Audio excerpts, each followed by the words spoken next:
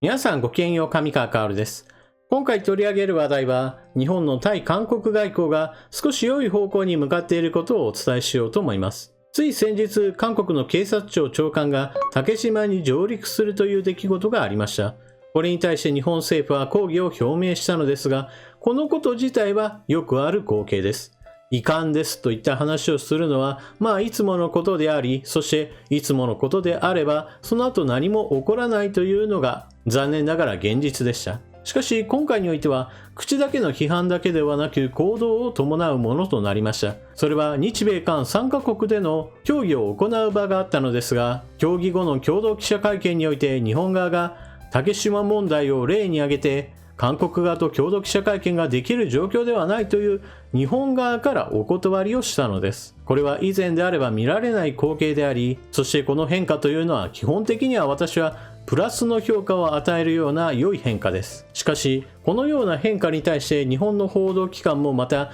韓国側の報道においても日本の失点というものを責めるような内容といったものが見られるようです。このような事態に私たちはどのように考えていくのがいいのか、そういったことについて後半では解説していこうと思います。それではまずは一体何が起こっているのかニュースを見ていきましょう。日米韓竹島問題で足並み乱れ、共同記者会見不適当。日米韓の3カ国は17日、外務次官級協議後に予定していた記者会見を中止した。日本政府は韓国の警察庁長官が島根県竹島に上陸したことを受け、共同会見は不適当だと判断した。対中国、北朝鮮政策で結束を強めるはずの場で足並みが乱れた。松野官房長官は18日の記者会見で、竹島をめぐる事案で韓国側に強く抗議している中、共同記者会見を実施することは不適当と判断したと述べた。韓国のキム警察庁長官が16日に竹島に上陸し、日本政府は韓国政府に抗議したばかりだった。当初は17日にワシントンで開いた次官級協議の後に、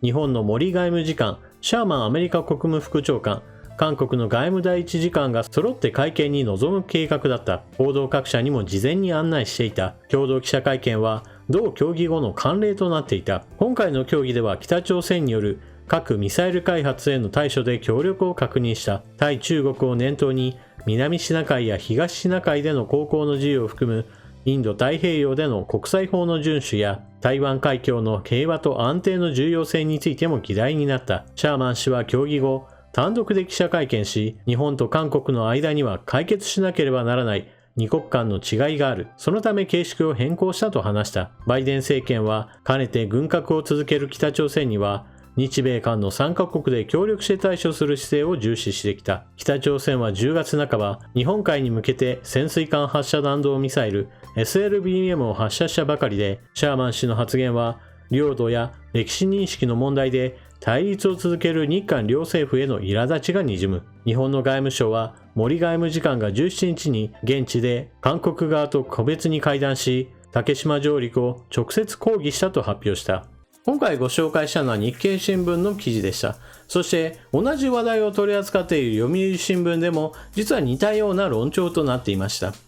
日米韓3カ国協議というのは対北朝鮮、対中国、そして台湾問題について話し合う場であり、その場において竹島問題を持ってきて日本側が共同記者会見を蹴ってしまった。これは日本政府の失態であるといったような批判的な論調です。しかし私はこのような解説については全くの反対の意見を持っています。基本的に韓国の政府高官が行った竹島上陸についてはこれまで通り批判的、そして抗議を行うのが日本政府の正しい姿だと私は思っています。ですから、そのような面において、これまでは口だけだったものが行動へと発展し、韓国側と仲良く共同記者会見なんかできませんよと日本政府が言ったことは私は高評価すべきことなのです。もちろん北朝鮮政策やもしくは対中国政策についてアメリカとの連携を深めることは非常に重要ですから、アメリカに対して言うべきことというのは日米韓3カ国の協議なんか別にする必要はなくて、日米でしっかりと話し合いましょうね。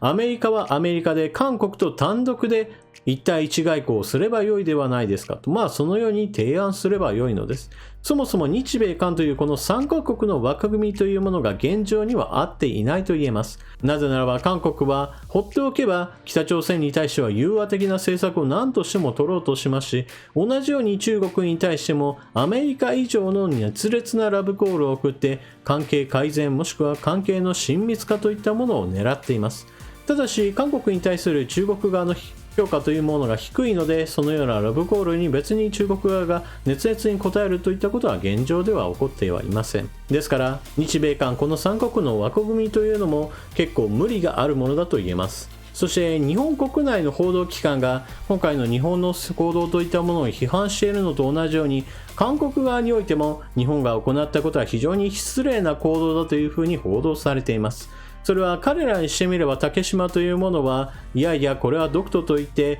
日本領じゃない韓国領だという主張というものを散々教育のレベルにおいて国民に流布しているような状態ですから、日本側の抗議に対しては基本的には受け付けない体制となっているからです。またこれまでは政府高官などが竹島に上陸したもしくは国会議員が上陸した時においても基本的に日本政府は抗議声明を出すだけでそれ以上の行動といったものは見られませんでした。ですから同じように政府高官が上陸した今回だけこのような抗議行動みたいなものを行ったことに対して韓国側ではむしろ戸惑っているようにすら私には思います。しかしこのような変化をむしろ日常化することが彼らに対する明確なメッセージになると私は思っています。韓国側に対しては口だけで言っても何にも変化が起こりませんよというのはこれまで何十年と繰り返してきた日韓関係の非常に良い教訓の一つです。彼らに対しては口ではなく行動を示さなければ決してメッセージは伝わらないのです。ただし今回の出来事それ自体は私は評価はしていますが、今後評価がひっくり返る可能性というものは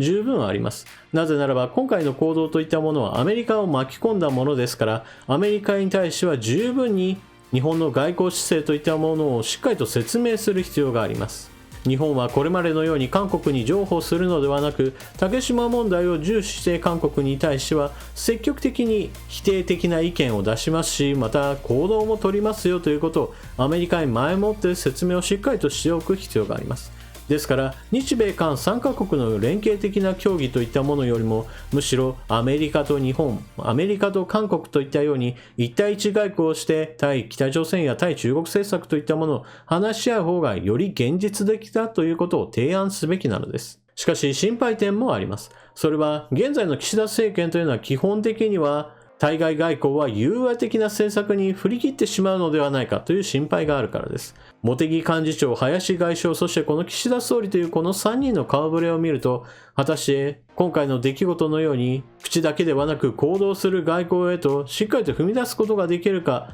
そして続けることができるか、その点については不安しかないのが現状だからです。もちろん私のこのような不安というものを全く払拭するような形で、韓国、北朝鮮、対中国それぞれの分野においてしっかりと物を言うし、そして行動もするといったことを示してくれれば、私は良い評価を当然のようにするでしょう。例えば対中国で言えば、日本は人権問題を理由とした制裁などを行っていません。